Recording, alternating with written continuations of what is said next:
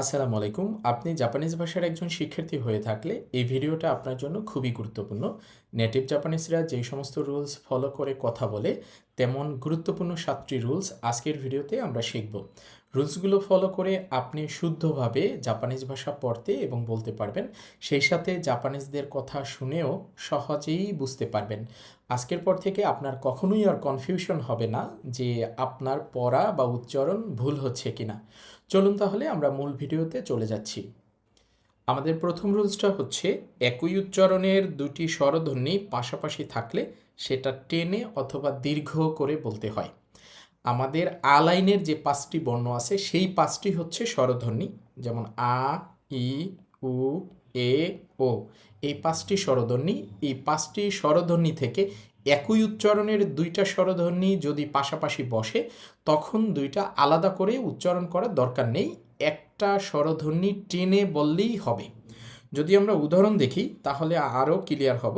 দেখেন প্রথম শব্দটা এখানে লেখা আছে ই, ই, এ, ই, ই, এ, কিন্তু জাপানিজরা এটাকে এভাবে বলে না। দেখেন এখানে ই দুইবার আছে, যেহেতু দুইবার আছে আমরা দুইবার বলবো না, এটাকে একবার বলবো, কিন্তু একটু টেনে বলবো। এটাকে আমরা বলবো ই, এ, ই, এ। ইটাকে একটু টেনে বলতেছি, এখানে এই হাইফেন দিয়ে আমি বুঝাচ্ছি যে এটা একটু টেনে বলতে হবে, আরবির মতো একালিপ টান দিতে হবে। ই, ই, এ না বলে এটাকে আমরা বলবো ই, এ। পরবর্তী উদাহরণ দেখেন, এখানে আছে ও, ও, এরপর আছে কি, তারপর আবার আছে ই। তাহলে ও, ও, কি, ই আমরা এভাবে ভেঙে বলবো না, যেহেতু এখানে দুইটা ও আছে আমরা একটাই বলবো, কিন্তু একটু টেনে বলবো ও।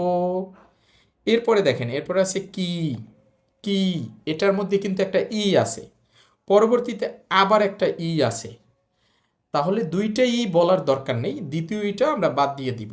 কি বললে সেটার মধ্যেই ই চলে আসে, যেহেতু এখানে দুইটা ই আছে আমরা ওই কিটাকে একটু টেনে বলবো। আমরা শব্দটাকে তাহলে ভেঙে ভেঙে এভাবে বলবো না ও, ও, কি, ই, আমরা বলবো ও, কি, ও, কি। তাহলে আমাদের রুলসটা হচ্ছে যদি একই উচ্চারণের দুইটা স্বরধ্বনি পাশাপাশি বসে তাহলে একটা ধ্বনি টেনে বললেই হবে, দুইটা আলাদা করে বলার দরকার নেই।